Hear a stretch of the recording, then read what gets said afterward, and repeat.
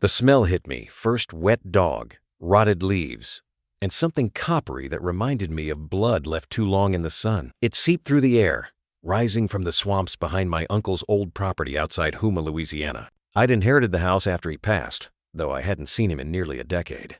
The man had become a recluse in his final years, claiming the old ways were waking up again.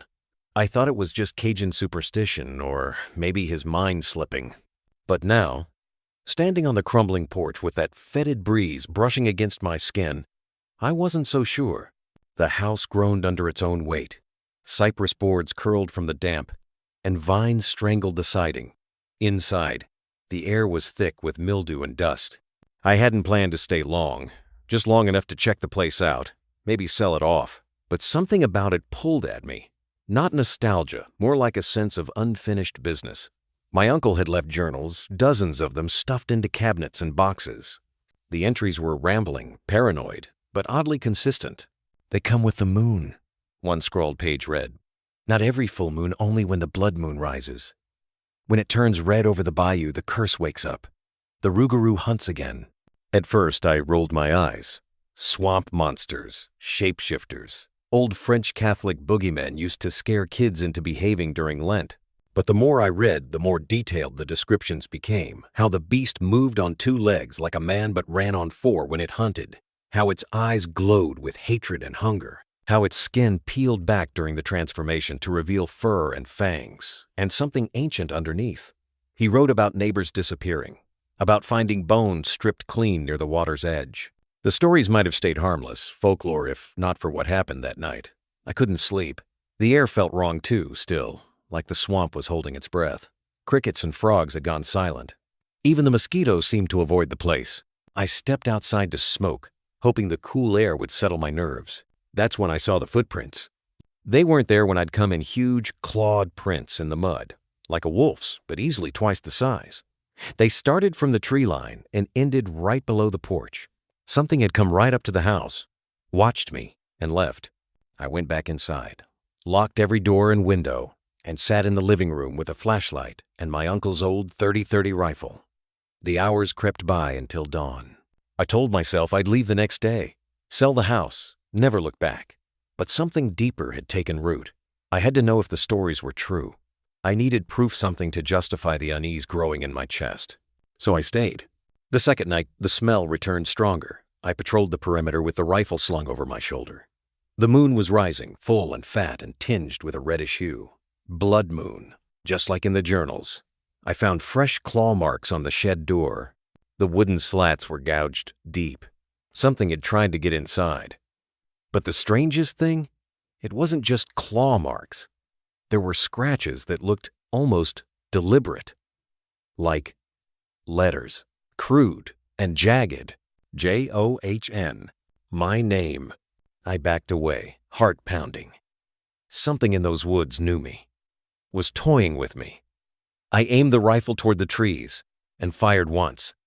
The echo rolled over the swamp, but nothing stirred. No birds, no rustling, just silence. The third night, the thing came. I heard it around 2 a.m, snapping branches, heavy footfalls circling the house. The motion lights flickered and died. I pressed my face against the window and saw something massive moving just beyond the tree line. Its shape was wrong, too tall. Its shoulders hunched, long arms swaying with unnatural rhythm, and the eyes red pinpricks glowing in the dark. It didn't charge.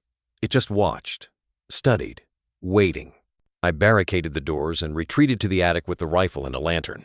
I could hear it breathing outside, deep, slow huffs like a bull preparing to charge. Then, scratching, not random, deliberate again. This time, it scratched something into the wooden door. Siner. I remembered what my uncle had written, how the rougarou only targeted those who'd broken Lenten vows. The cursed, the damned. Was that what this was about? I hadn't stepped into a church in years. Did that count? The scratching stopped, and the house went quiet. But I didn't sleep. The fourth day, I found my truck destroyed. Tires slashed. Engine ripped open like a tin can. I was trapped.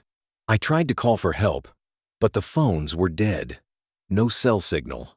The landline only spat static. Something was isolating me. I reread the journals. One passage stood out. You can't kill it like a beast. It isn't just flesh. It's the sin in you given form.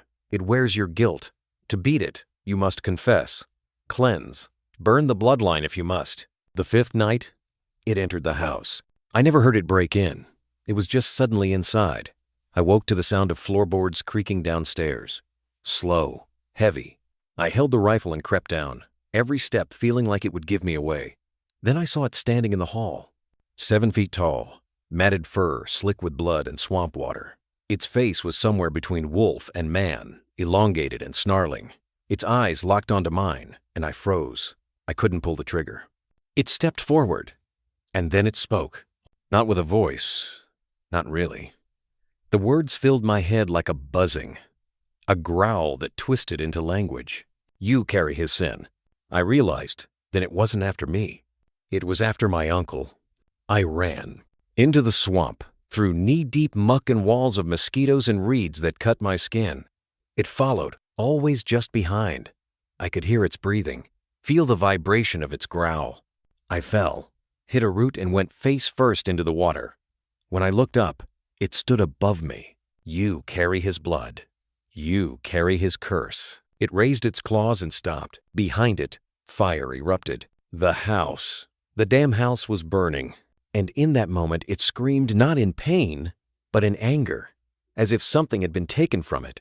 It turned and vanished into the trees, its howl echoing across the bayou. I made it back just as the roof caved in. The flames lit the swamp red and orange, casting shadows that danced like demons. Everything inside my uncle's journals, the rifle, the photos, gone. I don't remember passing out, but I woke to daylight and the distant sound of boat motors. A rescue crew found me wandering barefoot, babbling about monsters. They thought I'd gone mad. Maybe I had. But the fire must have purged something.